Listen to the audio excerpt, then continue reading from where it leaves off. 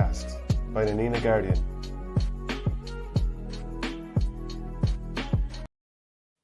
Hello and welcome to Tippcast Live once more here with the Nina Guardian, myself Shane Stapleton, Nina Guardian sports editor Shane Brophy with me as ever. We might have another little guest on in a while. We won't tease him just yet. If we do get another guest on board, Shane, we'll let everyone know about it. How's things with you anyway? So, no, not too bad now. So we're I suppose we're fully ensconced in club mode now after the inter-county, but I know it's still going on without us. So interesting to be able to watch the two semi-finals as a neutral last weekend again. And were you looking at it thinking, Tipperary should be here? Were you thinking, Tipperary wouldn't be able to keep with this sort of running game that we're seeing from most of these teams, Kilkenny maybe being the exception in terms of the running game? Strangely not. I think there's sort of a weird acceptance in the county that we weren't good enough to get to a semi-final this year. Like it was sort of strange in a way. I don't know.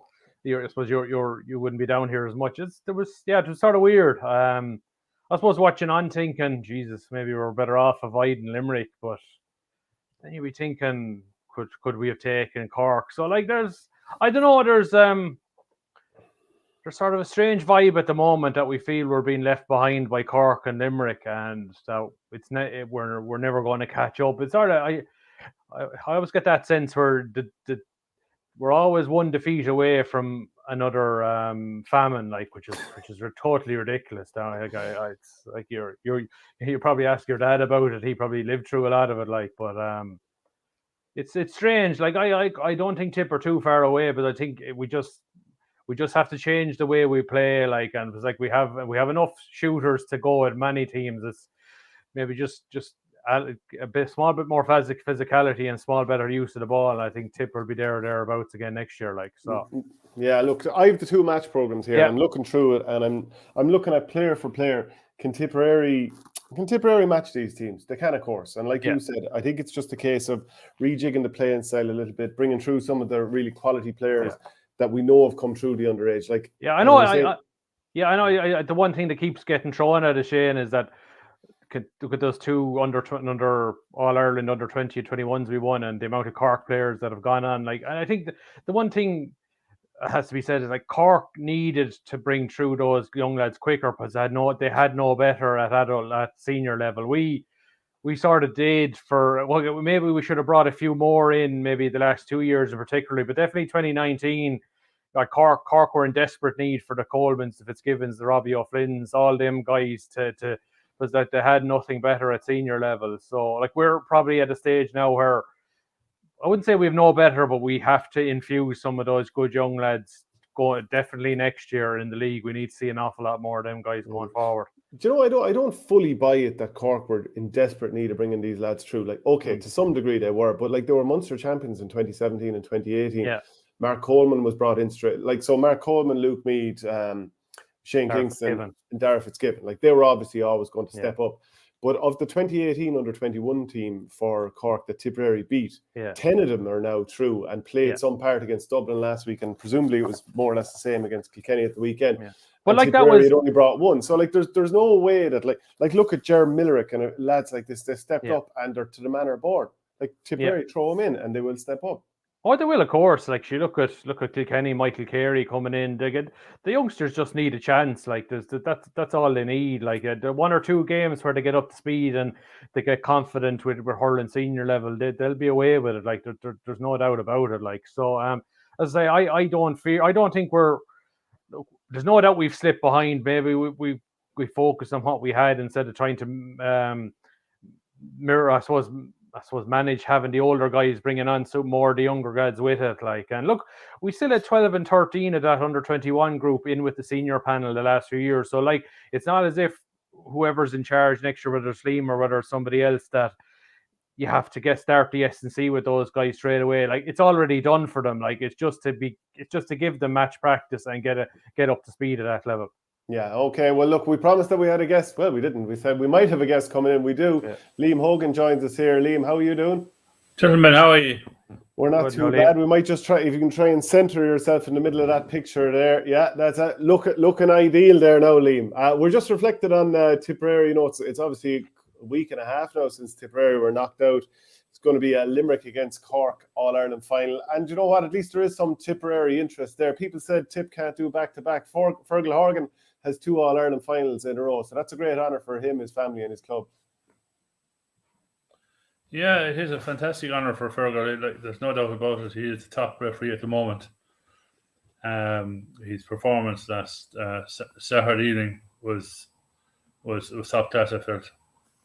Yeah, he swallows the whistle, Shane, doesn't he? I mean, in a good way. He does. Like I know the referees' authorities don't like hearing saying that you have to ref the rules, but he refs with common sense. He's played the game. He knows what's a free and what's not a free, and like you can, like okay, I thought it was like there was no real egregious decision he got wrong, and even in fairness to John Keenan, he had a big call to make on Peter Casey, and I suppose technically he got it right. I suppose if you were to be harsh on John Keenan, he sort of balked at the Jamie Byrne one where he did lash out at Gearóid Hegarty, and he probably should have gone.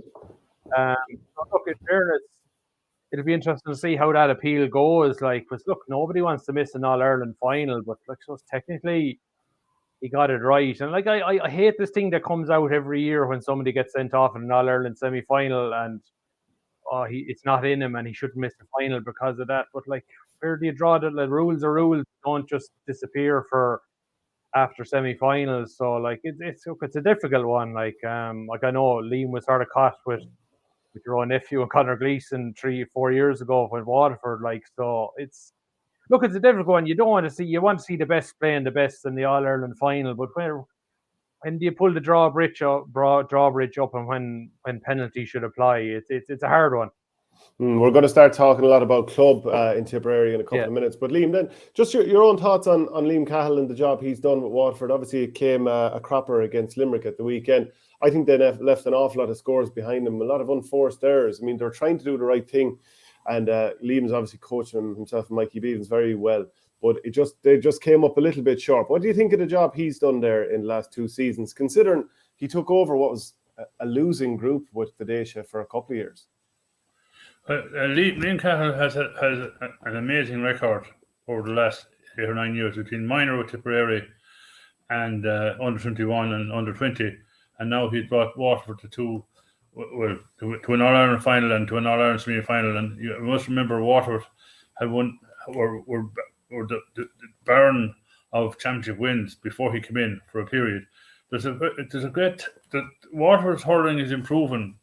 And just to see their under 17 team, I know they were beaten in the Munster final, but they're able to find these fine big men, which is needed now at intercounty hurling, and no matter what the grade is, and they're obviously doing something right. And not forgetting, Liam Cahill also was a selector in the successful 2007 All-Ireland minor win with Declan Ryan as well. So he obviously has the touch, and there's no nonsense about him. He has in his mind, he says it, and you know where you stand with him. Michael Beavens is, by all accounts, from listen to Liam Cahill, he's top class, And to talk to both men too, they're two very, very nice fellas, and I'm not surprised at all that Waterford have done so well. And okay, I agree with you, Shane, that they could have missed a few scores in the early stages of that game against Limerick on Saturday, but look at when the pressure came on them, I suppose. They just didn't have it, but and they were always chasing the game, even though they missed 4 goal chances as well. But they were always chasing the game.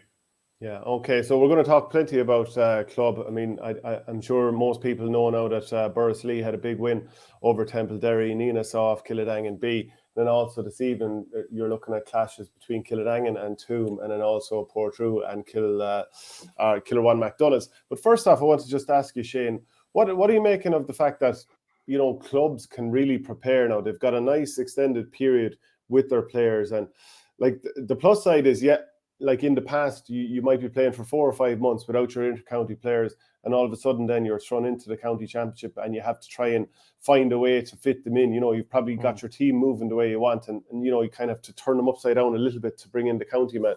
Whereas now they have a right chance, all teams have a right chance to work their teams a bit more fluidly from here on.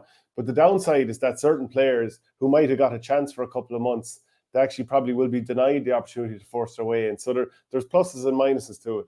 Possibly, it's an interesting one, because I think it was okay. It sort of landed on clubs pretty quick. I think more up to the start of July, most clubs thought, okay, 29th of August, that's when we start. And then it's about a week later, it was, okay, the divisional championships will be played if Tip lose a quarter or semi-final. So, from talking to a lot of managers, a lot of them were sort of still focusing on the 29th of August, and they were sort of planning their training to be peaking for that. So, a lot of them haven't really changed. They're still going to play the games. They'll still go out and try and do their best. But I don't think I think the stronger clubs are not going to lose too much sleep, actually, if they lose a divisional game. It might mean they can't win a championship, but I think the stronger ones will be looking towards a county. I even take Borrisley there. I would have seen their game against Laura in the game last night. There's no doubt Borrisley are looking towards county championship. Because if they really want to win a North, Brendan Maher would have played the last 2 games. Paddy Stapleton, your own brother, would have started last night. Kevin Maher probably could have played last night against Templary. They made the decision not to play him at all. And look, Ray McCormack and I think Seamus Burke. Oh no, sorry, Kieran Maher got bangs in the first half. They were immediately taken off at half time. Brendan Maher sent in. Shane Kenny sent in. So look, I think each team will take their own course about whether a divisional championship this year means in terms of development. I think Tumivara are a club that would see a divisional championship this year as a big stepping stone, because they're looking to get up into where the Borrisleys and the Killadangans are, where maybe the likes of Borrisley, Killadangan, where they're probably dealing with county championships at this stage, and they're looking to peak maybe September, October, November time. So I think some people might think that the divisional championship are so important. Why are some clubs down playing it? It's a balancing act. But the last thing you want is maybe playing 2, 3, 4 matches in the space of 17 days, and you're getting a heap of injuries, and then you're not able to. You're struggling then for the group stages of the county championship. So I think each club will take their own decision on whether a divisional championship is important this year or not. Yeah, okay. So get your comments in there if you have any thoughts on the North Championship so far. Who do you think is going to go on and have a big season this year? Any players that are standing out for you? Liam, the first, obviously there's been a couple of games already now in the North. Is there any players or teams that are making a bit of an impression on you? We'll go through it game by game and preview this evening's matches in a moment. But just has any one or any player stood out for you?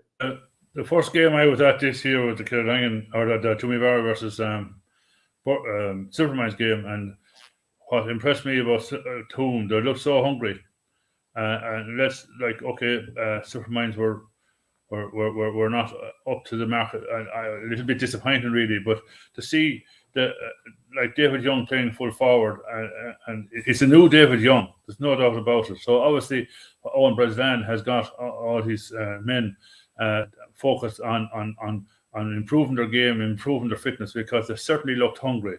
And he's made a few tweaks as well to the side with Darren Delaney playing centre forward. We all know Darren is a tremendous wing back, but he seemed to fit in very well in Toom's plan the other night against the Mines.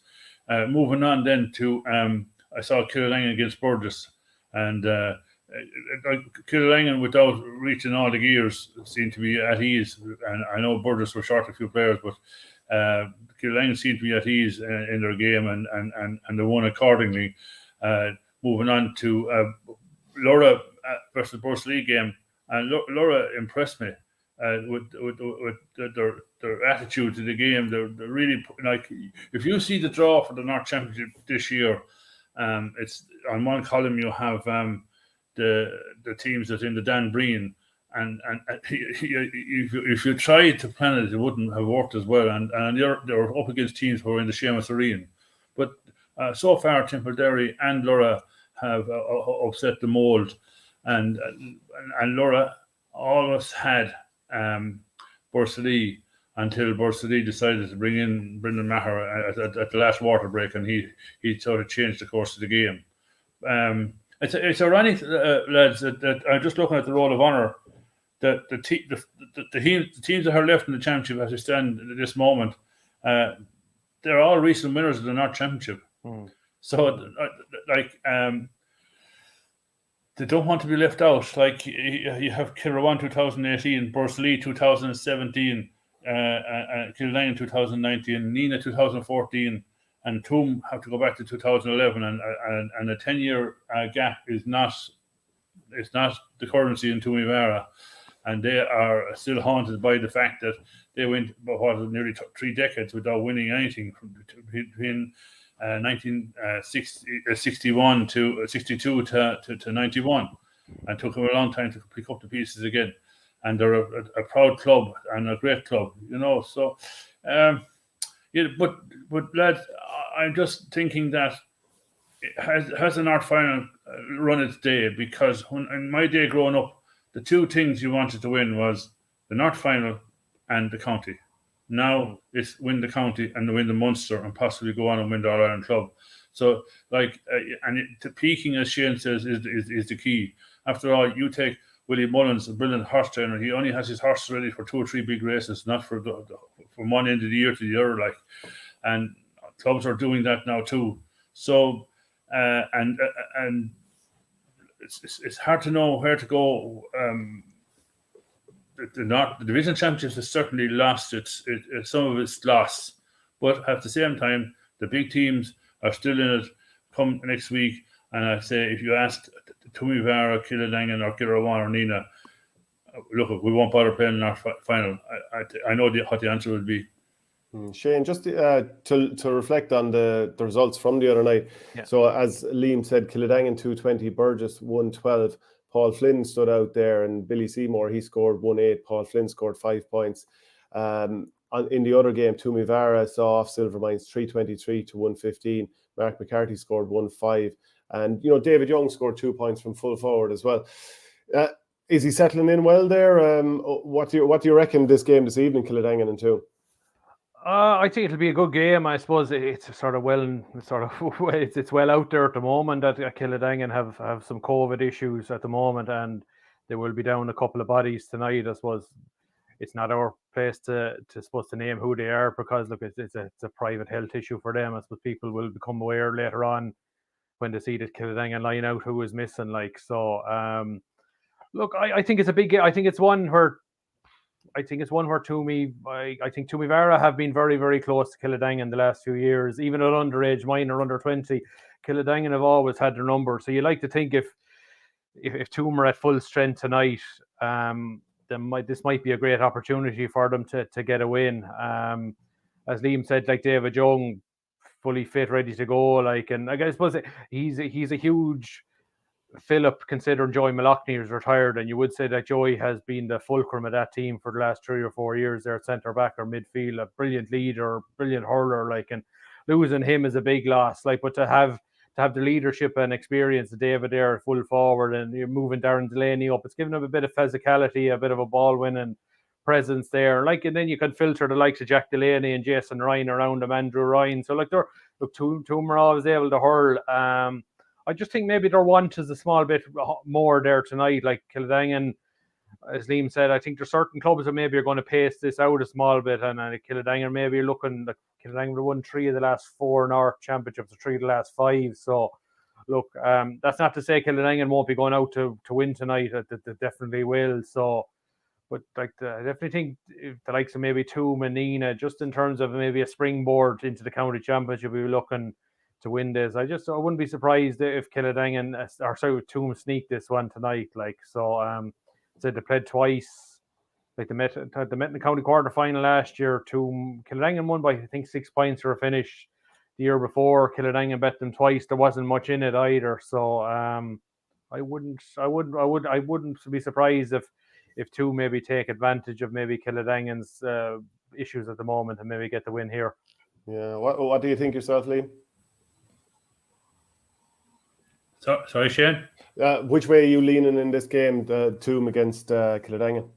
Yeah, with Killangan, are going to probably struggle this evening when they are down a few bodies. But they have a good panel, and it's going to be very hard to call now under the situation as things have turned out. So Shane, just even another point on Killadangan. I think more and more they're establishing, some of their players are establishing themselves with Tipperary.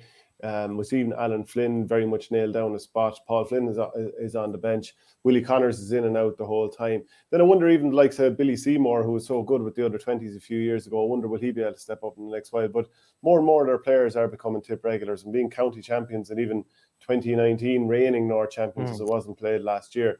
So I'd say more and more of those players are getting comfortable playing for Tipperary. Oh, definitely. I think Paul Flynn looked like a player who was eager for hurling last week. Like you say, he got very few minutes for Tip in the championship. And you think he's been an outstanding club forward for the last 4 or 5 years, and he probably did deserve maybe a few minutes in the championship. He's a very good finisher. He's a good ball winner as well, and I suppose he's one of those left-sided hurlers that maybe offers maybe Tipperary something different. We've a lot of right-handed men there at the moment. There's no doubt Killadangan they have a senior B team, and their junior B team won the league this year. So they've the depth of talent there. Now that their B team is out of the North Championship, they can pull maybe a couple of those players aside. It's supposed to be hard maybe to get them to maybe play 2 matches one after the other, but it'd be interesting to see maybe a course of the year, maybe if Killadangan maybe get a couple of injuries, like Declan McGrath wasn't able to play last week. Andy Lucknan he's gone to Canada. If they did maybe pick up an injury or two, how there is quality there on their B team, but I suppose they wouldn't have a lot of experience of playing senior A matches. They would have probably in the league, but they're going to be I suppose the thing for me with Killadangan this year is, will that you always see maybe a year after a team wins the first county championship, maybe that little element of hunger might be missing, and it'd be interesting to see as the year goes on whether when push comes to shove and maybe a knockout game down the line, whether it'll be still there to take that extra bit to go to win that hard ball Yeah, and actually that makes me wonder about Killarwan. They must be starving for success at this stage. They're going to be up against Portrue this evening in Nina. Last time out, Killarwan beat Ballina 119 to 116. Close enough game. Jerome Cahill picked as man of the match in the Nina Guardian, and so obviously they're going to be up against Portrue here. How do you see that one going? And Jerome Cahill is a player that I think many people would have expected to see step up for Tipperary. What sort of form and shape is he in? I haven't seen him. I'm going into that game myself tonight. I think it's a tough one to call actually, because Jerome is very good now last week. Ball accounts 4 points in play, but he limped off in the final quarter with an injury, and there's who you talk to, he mightn't be able to play tonight. And Cian Darcy, I think, is struggling a bit too. So if that's the scenario, you'd feel that maybe this is an opening for Portrue here, and there's one team that relishes the North Championship any year, it's Portrue. And I suppose they gave us that great scenes in 2012 when they finally got it won. But Portrue are coming in a little cold. They had a bye last week, so that's I still think maybe Killarwan had the match practice under their belt. Just looking at Borrisalee last night, they looked having the match under their belt. They were really firing. They found another gear last night. So you think that would probably stand to Killarwan. Like you mentioned, Jerome. I suppose Jerome's situation with Tip really was his own make. It had nothing got to do with hurling. He just made a personal decision that at this time senior intercounty hurling wasn't for him. That's not to mean that changes that maybe somebody would get in his ear and maybe say, will you come back? So you still look, you have a spine of a team there with Jack Peters, Craig Morgan, Niall O'Mara, Cian Darcy, let's say Jerome Cahill, like the Keane Kelly, like, so you have a spine of a team there that's very, very strong, a lot of inter-county caliber there. So like if Killerwan come through this now, and Killerwan are a very momentum-based team, if they start playing with a bit of confidence, they'll be very, very dangerous. Yeah, and Liam, yourself then as well, like as Shane pointed out there, Portrue had a bye coming into this game. I'm even looking at, Keane Kelly scored 1-2 the other night. He was playing with the Tip under-20s the week before as well, so he's plenty of match sharpness there. Would you be giving Killerwan or Portrue the nod here? It's difficult to know with Killerwan. Killerwan have lost Dara Peters and they've lost Justin Cahill, two great players, and the bench doesn't seem to be what you'd like it to be as regards to being a senior team in North Tipperary. Portrue seem to be coming towards the end of that great period since 1990 when they won the Intermediate Championship. And I'm just looking at their underage performances there in the last 2 or 3 years. The quality doesn't seem to be the same. But having said that, Portrue are a club that, if you could bottle the spirit that they have, they're unreal. Like the way they can bring things together. It's all about the parish. Like, so I would imagine that Killerwan will have enough in the tank just to get over this one. You mentioned Keane Kelly. Kelly. I was very impressed with him the first evening in the game against Waterford. But the Cork boys had his number, and there were 2 or 3 marking him at some stages of the game. At club hurling and looking at the way he has performed so far, he's capable of being a match winner for Killerwan. As Shane said, Jerome, I wasn't at the match either. Jerome limped off. Seemingly the greasy conditions caused him to slip. Now, hopefully, he's okay. And I would be inclined to give Killerwan the nod there. Yeah, okay. We'll bring in Thomas Conway now into the picture as well. Thomas, how are you doing? Not too bad, Shane. Apologies for my lack of punctuality. No. A bit late to the action, but yeah, interesting listening to your discussion, particularly as regards the club championship, the North Club Championship, and how that's unfolding. I mean, I was at the Nina game, the Nina Newport game last Thursday night in Port, and I have to say, I mean, I was impressed with Newport. Like Newport raced into an early lead. They held their own for much of the first half. After an almighty deluge of rain at the beginning, they got 2 early goals, and then the challenge kind of petered out eventually, and Nina started to hit gear.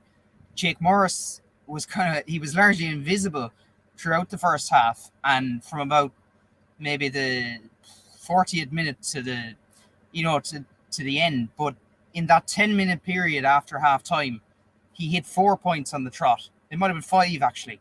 And he won a penalty. Now, he missed the penalty, he misstruck it, but it was essentially the winning of the game, or that's how it turned out. So it kind of just illustrated the ability when you have a quality player like that to just float into the game for a couple of minutes and turn the whole thing on its head, because that's essentially what it did. After that, Nina were just unstoppable. They were hitting points for fun, and there was little Newport could do at that stage. But certainly it was a brave performance from a Newport perspective.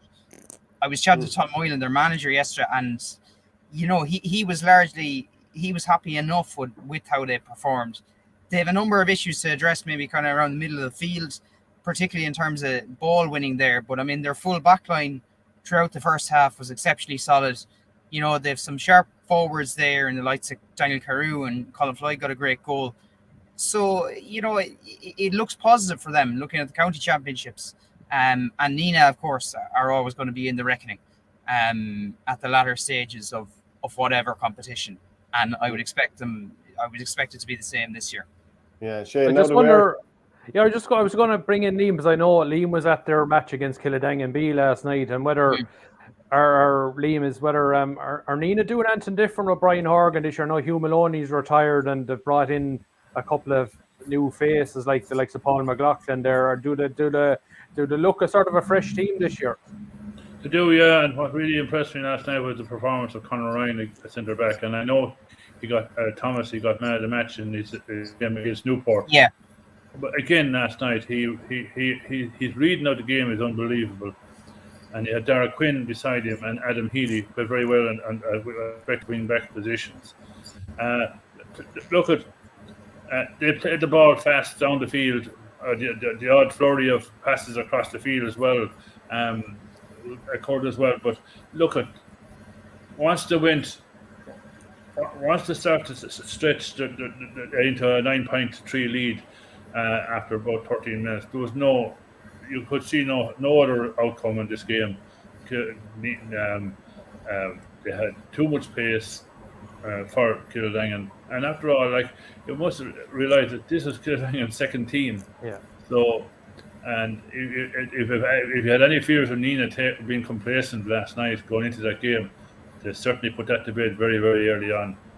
And every time Michael Heffernan, every time Tommy Heffernan, Jake Morris got possession, you could sense there was a score on. And I have to mention Anthony Welsh as well. He came in with 3 points and he did very well. And Paddy Murphy does his usual bit as well. So look at all over the park, they were well on top. And you know, when Nina gets a sense of a victory, they don't put on the brakes. They want to win it by as much as they can. But we have to bear in mind that Kildangan were not up to the mark you're needed for an North Tipperary Senior Hurling Championship, and that's no fault of theirs. It is fantastic to see a second team out in any parish, and look at, despite the margin, every player gave it all in blue and gold. Yeah, absolutely. Shane, just about Nina in a wider sense.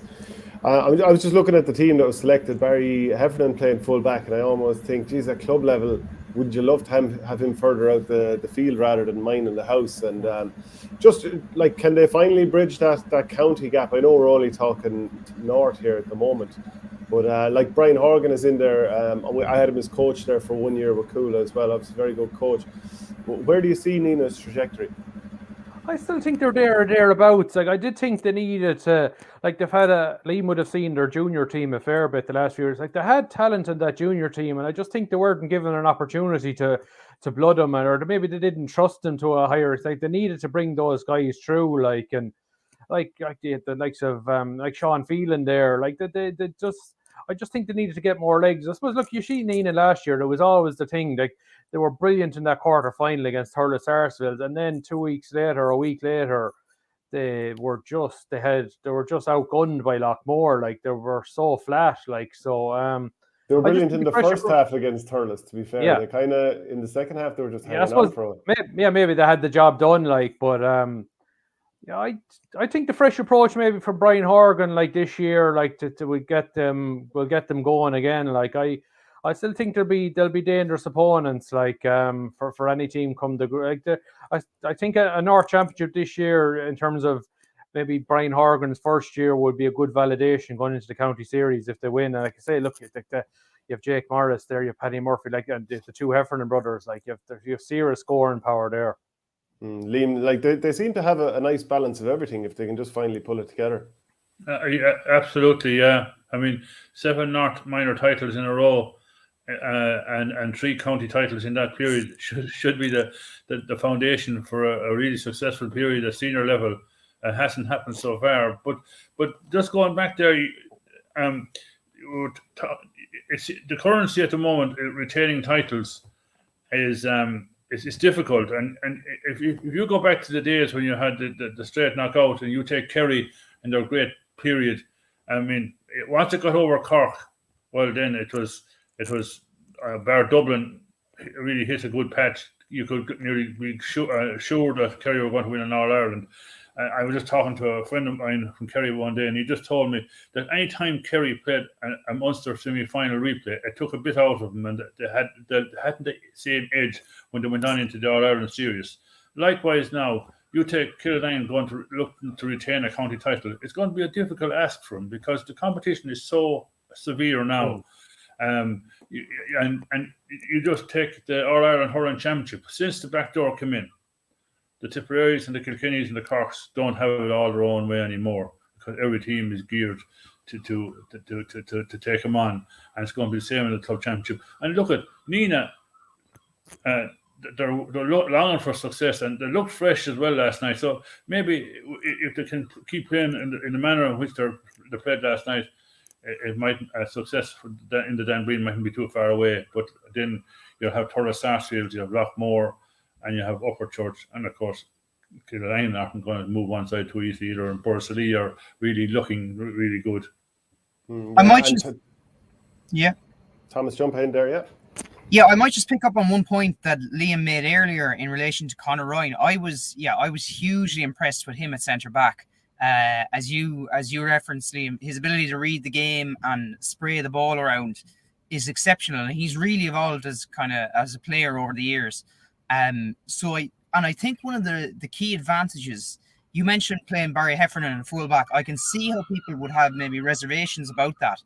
But I think the fact that they have Conor Ryan now kind of solidified in that role, in the half back line, it maybe allows Heffernan to be deployed in another kind of a role where he can pick up maybe the marquee forward of whatever team they're playing. And as they come up against higher quality opposition, I think that would be vital. Like you'll see him matching up on, take if it's from an inch on Callanan,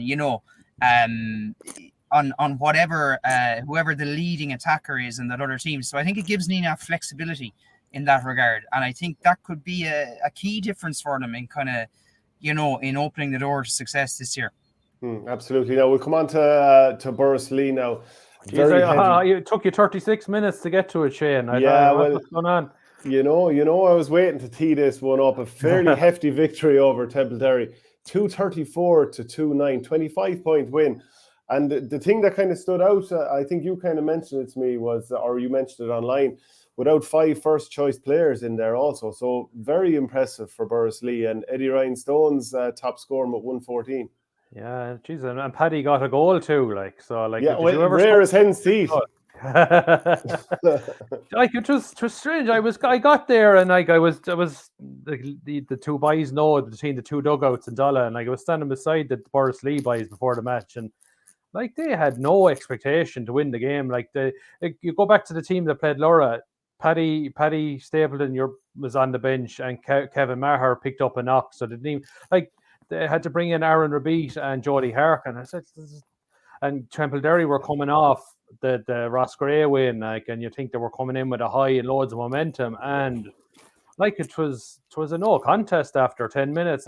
All the energy was in the Borrisoleigh time, and this wasn't. It was strange. It was you couldn't say Templederry were flat or they looked tired or weren't motivated. Just Borrisoleigh were just way too good. Borrisoleigh are developing a panel. If Eddie Ryan coming in 114 last night, incredible. First 25 minutes, James Devaney didn't score. And then by the time the match was over, he had 8 points from play and he had a couple of good few assists. Conor Kenny had a busy first half at 4 points from play. Was quiet in the second. They're definitely building a panel. If this comes to the latter end of the championship, Borrisoleigh are going to have a subs bench, and when you get to the back end of a championship, having a subs bench is going to be vitally important. Borrisoleigh, they won't have got ahead of themselves after last night, but they couldn't have asked for a better start to the championship, where they blooded about the blooded Eddie Ryan, the blooded Colin Boyle, the blooded Aaron Rabeat, Jody Harkin. We all know Jody is a good, solid player. He'll come in and do a job for you. Liam Ryan, a full-back, did very well. Kieran Maher, I thought, who was playing cornerback, did very, very well in the first half last night. Ray McCormack will do a good job for you at centre-back if Brendan is not there. So, Dan McCormack wasn't even there the last 2 matches. So, they're developing a really strong panel there at the moment. Maybe Dan McCormack was working in the coffee shop that him and 6 other hurlers are involved in. Crazy Bean Coffee, lovely coffee. I had it there last week. Do you think the boys? I think Barry Hogan. See, every Tipperary lad seems to have a coffee shop at the moment. I don't know. Is Barry opening one soon? Paddy Cahill. If he is, he's keeping very quiet about it. Yeah, so Liam, yourself, Bursley getting a 25-point win with a much changed team. That's a great reflection on the side who definitely be disappointed with the way the county championship petered out last year. There would be all right, yes, but sometimes, dare I say, Bursley don't do well when the favourite tag is on them. They love to be the underdog, but I agree with everything that Shane said there. Like looking at them playing against Lura, and they have they're building up a nice panel now with the Dan Breen in mind, without doubt this year. But it does not really reflect on. Well, you agree with me, lads?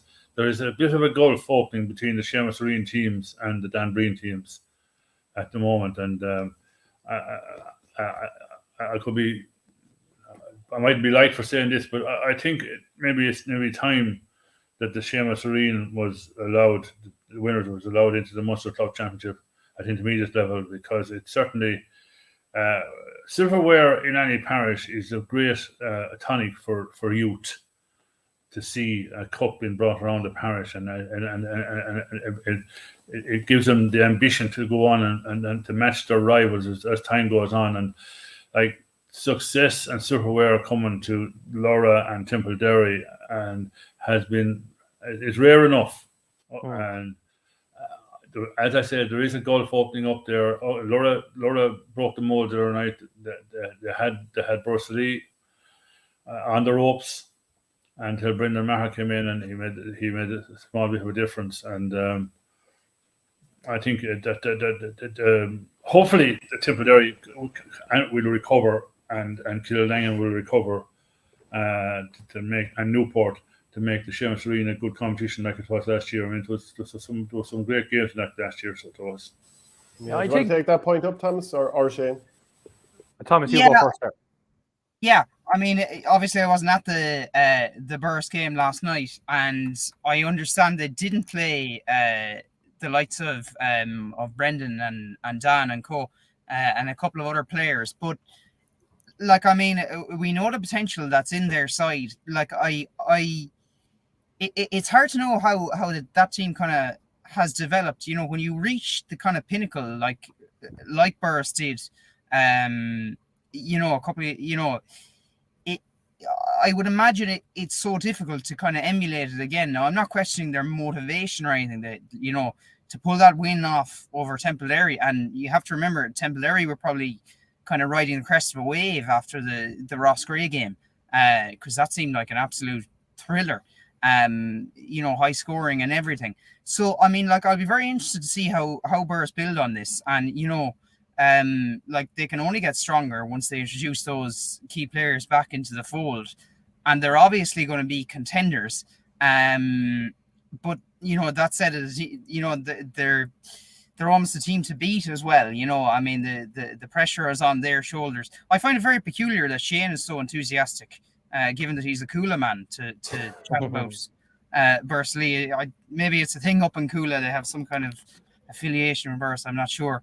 But certainly, yeah, no, as the championship goes forward, I think it'll be interesting to see their progression. And just to take on the point a small bit more, like JD there, I'm just thinking of your point there that he didn't score for 20 or 25 minutes and he ends up with 8 from play. And I'm thinking of the under 20 match there a couple of weeks ago where he was brought in an extra time and ended up scoring 3 from play after maybe being quiet during normal time. Reminds me a bit of Jack O'Connor for Cork. Very quiet for about 55 minutes of the game against Cork. And that's why I suppose you leave on the pacey lad. Eventually he's going to wear lads down. So he could be a big player for Burst again this year, Shane. Oh, definitely. And I suppose we have to, like, you go back to last year, like, there was probably always a fair chance that after getting to an All-Ireland club final in January of last year, there was going to be a drop-off. And look, in fairness, like, that county quarter-final, they lost some penalties. They really shouldn't have lost that game. They should have won that game in normal time. Like, and I still think they were still a better team than Drum, even though Drum got over the line. Like, so, and looking, Drum went out the next week and really didn't give any sort of a challenge to Kildangan. They were very disappointed. I would have thought Bursley would have given them a more to think of. I think Bursley are back fresher and they're stronger. And like, and if you're looking towards, you're always looking at these games with maybe one eye towards Tipperary next year. And I suppose the one guy who keeps being asked about by people outside the county after scoring 6 points and playing an All-Ireland club final is Jerry Kelly. And like the one aspect was maybe held against Jerry was maybe his physical shape. But like in fairness, the last 18 months, like you can't say the guy isn't put into work. He's at, like, look at his legs now, like he's so fit and he's so strong. Like, and like he was very close to me for man of the match last night. He got 6 points, 4 from play, 2 from sideline cuts, but he was so busy dropping deep out of centre forward. He was very, very good. Like, and I think the likes of him and even Sean Ryan out of Templederry, he's got another guy that needs to be looked at for Tip next year. I thought he was the one Templederry player last night, maybe along with Brian Stapleton, who took the fight to Borrisley all the way through. He got 2 points in play on a well-beaten team after scoring 2-8 against Ross Gray. Just you're looking for guys that maybe like Sean Ryan would have been in the underage setup all the way up, probably primarily in defence, but like he's definitely transitioned into a very, very dangerous forward. He can win his own ball. He can turn very sharply when he gets it. So. Like he's definitely one that I think, and him along with Jerry, like a couple of guys that if Liam Sheedy's there or a different manager comes in, should definitely have a look at. And like bring it back to Templederry, like I think that's sort of a defeat that's going to hurt now. Last night, you think their league had gone very well. They had a big win over Ross Gray, but look, I think that's going to hurt them, and like I think it's going to hurt their confidence maybe going into the Orion Cup, like because. It was just a manner of it. To lose by 25 points was like, and that was a derby match. Like you, Shane, you growing up like Borrisley, Templederry, okay, you're probably talking senior v intermediate for a lot of years, but like there's still a local rivalry there. It's going to hurt people there in Templederry to lose like that. And like bringing it back to Liam, I think the day is coming very soon where, and I suppose the thing that changed in Congress last year, where by 2023 we're going to have 16 and 16, and like you're probably going to be looking at a separate North Championship for the Orion teams, and like the value of that defeat last night to Templederry or to Killidangan B, like that's going to sting psychologically. And whereas maybe if you had Templederry, Laura, Killidangan B, Newport playing in a separate championship, you're not going to have those one-sided games where maybe you're psychologically going to be damaged going into what it will be for the likes of Laura and Templederry and Burgess. Their main competition for the year will be the Orion Cup, like so, and that's, I think that's going to come, and maybe the likes of maybe in the south, you might have a little blowback because the gap between maybe Mullinahone and St Mary's in those 4 clubs is not as big as there would be between maybe Killidangan B and Borrisley or Killidangan's A team. I don't know what the boys would think about that. Yeah, Liam, do you want to jump in on that point? Yeah. As I said, and like I know clubs are very proud, and look at 2 years ago we were a vote or two of organising an Arts Senior B Championship. Newport brought in a motion, and it just narrowly defeated. Like it can't do it, as Shane said. It can't do any club any. It can't do it them any good to be beaten resoundingly like Templederry were last night. Not just Killidangan, but not just but you have Templederry there, or Killidangan B, or you had like you wouldn't say like Newport. Were Newport ever going to beat Nina? Probably not. Like Laura pushed it up to Borrisley, but it never looked like when push come to shove they were going to beat him. I'm just wondering is the, and like same with Burgess maybe against Killidangan, is it like a North Championship is great, but like it's great as long as you're competitive in it. Like if you're taking beatings, is it like how detrimental is it to that team long term? Like I don't know.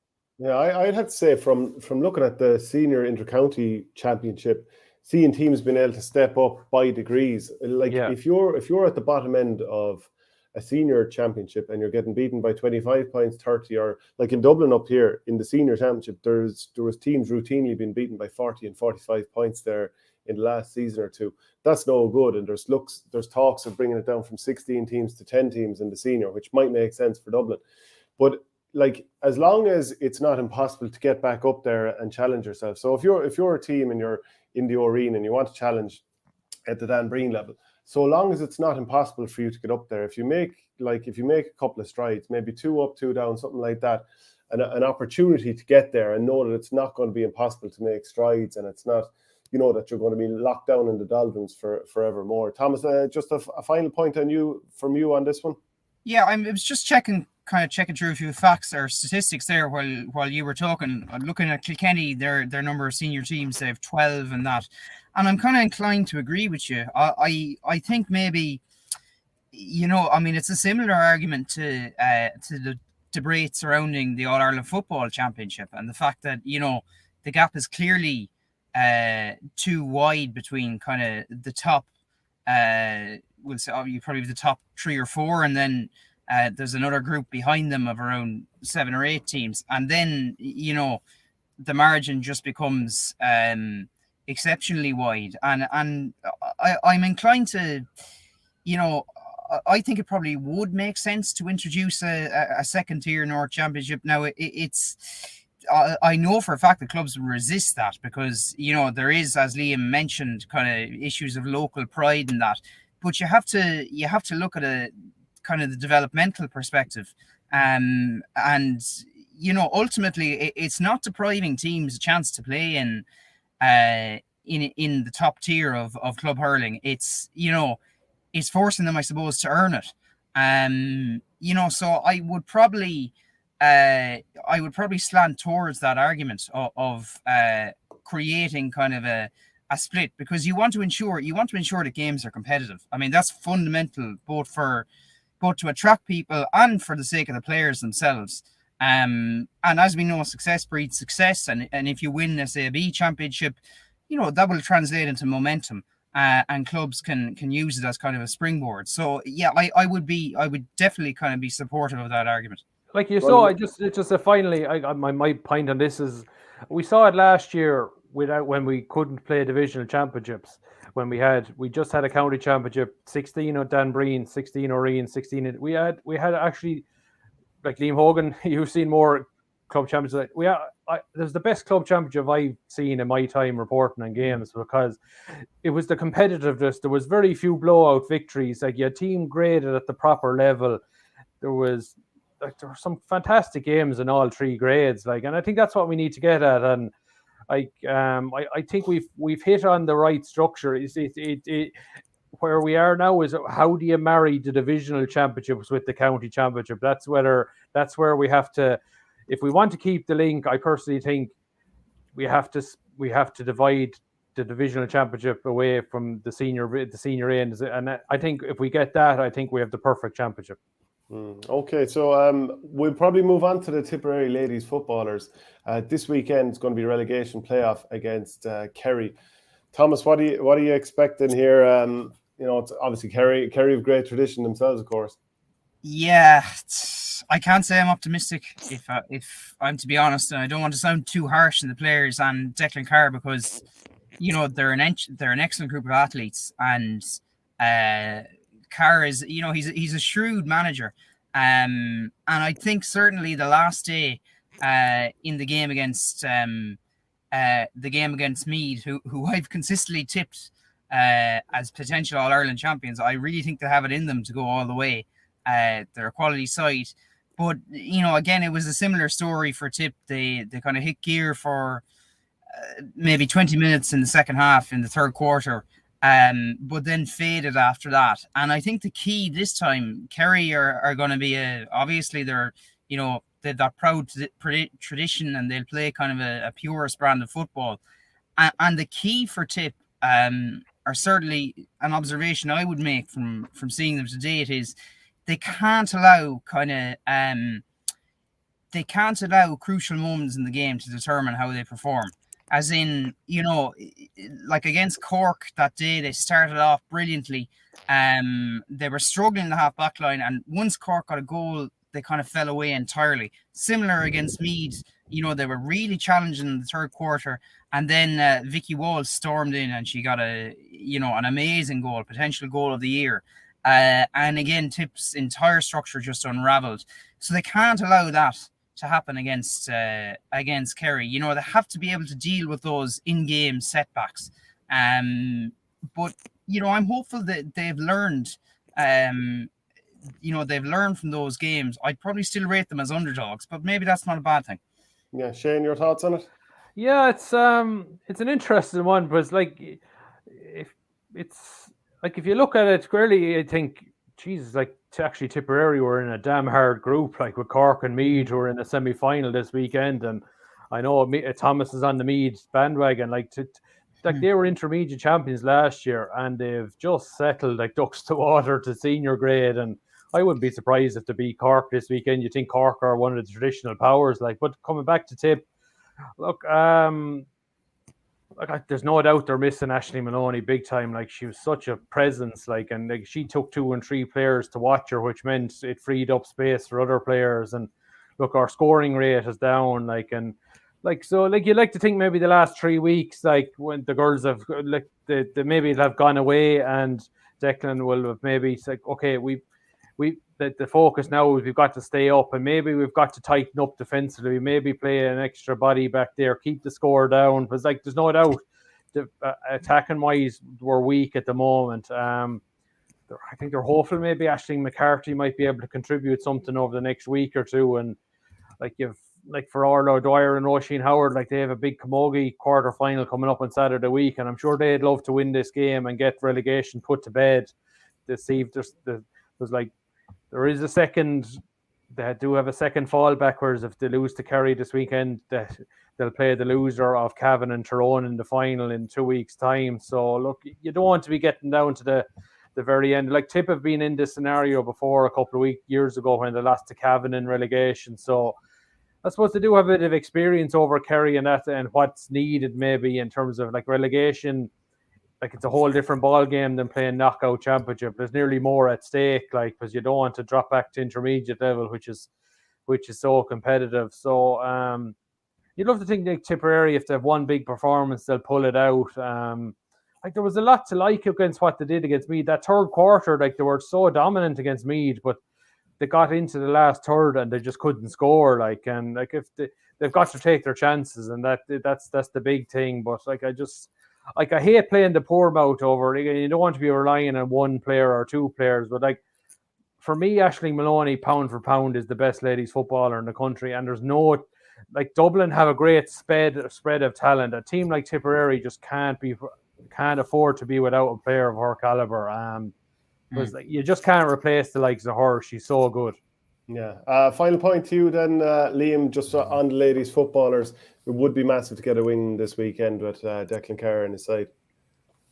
I'm going to have to apologise here. I haven't kept up so much with the ladies football, possibly because when they started losing games, I sort of drifted away from it. So look at Aisling Maloney is a big loss, and the injuries hit Tipperary hard. But look at. Now that you've brought up the subject, I hope that I'll be more aware of the game this weekend against Kerry and see how they go. But I won't pass judgment on them really. Yeah, Thomas. Then we'll give you the final pointer on it then, in terms of what could be the difference here for Declan Kerr's side. Yeah, well, there's no doubting what Shane said, that Aisling Maloney probably is the best ladies footballer in the country, and her loss is unquantifiable almost. It's like Messi leaving Barcelona, but fortunately Aisling hopefully will be back next season, and I think really it's going to bear down to how some of the individual players stand up, whether Tip can actually capitalize in their attack, because even in the absence of Maloney and Emma Morrissey, they've actually been quite impressive going forward. But it's only, it's, as I've emphasized it before, it's the transition into defense which kills them. They're being killed on the counter attack, and I really hope they've prepared for that, and they're able to cope with Kerry's movement of the ball, because we know Kerry will move the ball quickly. They'll kick pass, And you know, the most interesting point Declan Carr made to me the last day in Portlaoise after the Meath game, sometimes Tip, even going forward, are almost, their counter-attack is too rapid or too rushed. They don't take that extra second before that final pass to maybe slow down and regain their composure and take the shot. And that's going to be vital as well. They need to take their opportunities. And if they do so, they stand every chance of winning. But I still think it's going to be a tough challenge for them. Yeah, absolutely. So that's it for Tippcast. Keep an eye out for the reports of the Kildangan 2 match. Also, Portrue against Kilruan McDonough's, and Nina Gardy will be covering all the matches there coming up. So my thanks again to Shane Brophy, to Thomas Conway, and Liam Hogan as well. Thanks very much, lads. Thanks guys. Cheers. See you, boys.